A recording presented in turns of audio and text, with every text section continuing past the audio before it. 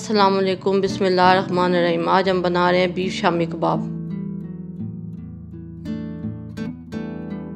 750 gram beef کے گوشت کو دھو کر میں نے پریشر کوکر میں ڈال لیا ہے۔ 375 گرام چنے کی دال کو میں نے 1 گھنٹے کے لیے بھگو دیا تھا، اس کا پانی نکال کر چنے کی دال بھی اس میں ڈال دی ہے۔ ہم مسالوں میں 2 ٹیبل سپون نمک، 2 ٹیبل سپون کٹی لال مرچ، 3 ٹیبل سپون ادرک لہسن کا پیسٹ وہ بھی اس میں ڈال دیں گے۔ 3 عدد درمیانے پیاز اس طرح سے میں نے کاٹ لیا ہے، وہ بھی اس میں ڈال دیں گے اور 1.5 لیٹر کے قریب پانی ڈال دیں گے۔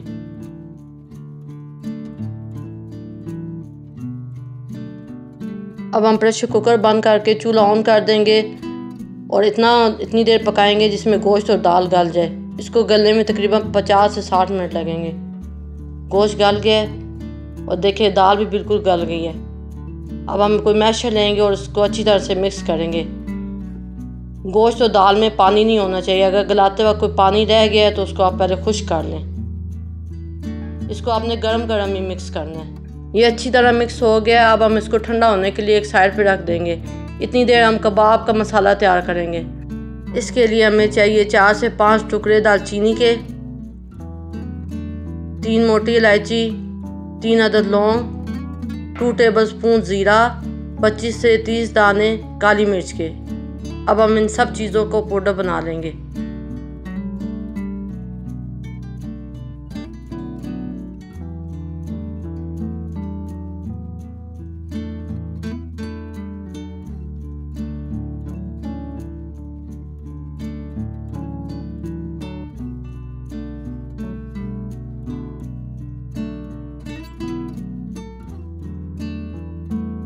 پاؤڈر بن گیا ہے، اب ہم اس کو نکال لیں گے۔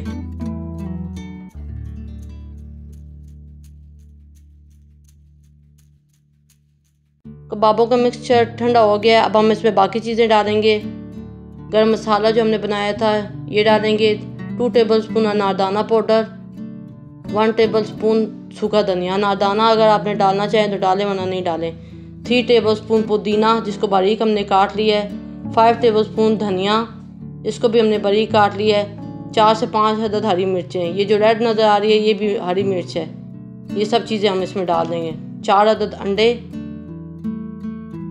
یہ بھی ہم اس میں ڈال دیں گے۔ اب ہم ان سب چیزوں کو اچھی طرح سے مکس کر لیں گے۔ یہ دیکھیں اچھی طرح سے مکس ہو گیا، اب ہم اس کے کباب بنائیں گے۔ اس طرح سے ہم تھوڑا سا مکسچر ہاتھ میں لیں گے اور اس طرح سے ہم کباب بنائیں گے۔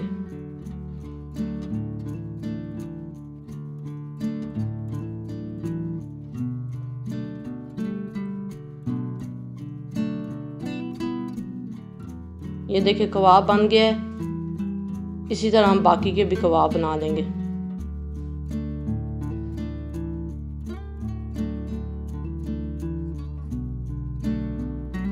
ہم نے پین میں آئل ڈالا تھا، آئل گرم ہو گیا، اب ہم اس میں کباب ڈالیں گے اور دونوں طرف سے ہم اس کو اچھا سا کلر آنے تک فرائی کریں گے۔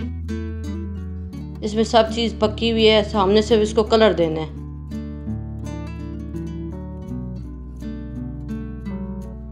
کباب ڈالتے ہی آپ نے فوراً سے چمچ نہیں چلانا، تھوڑی دیر بعد آپ نے چمچ چلانا ہے۔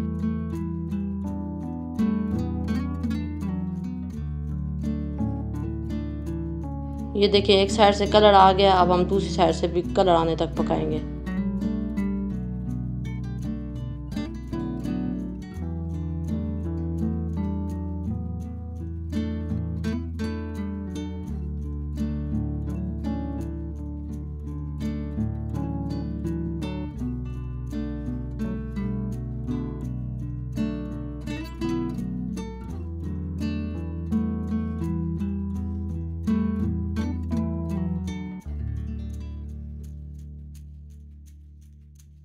دونوں سائڈ سے اچھے سے کلر آ گیا، اب ہم اس کو پلیٹ میں نکال لیں گے اور اسی طرح ہم باقی کے کباب بھی فرائی کر لیں گے۔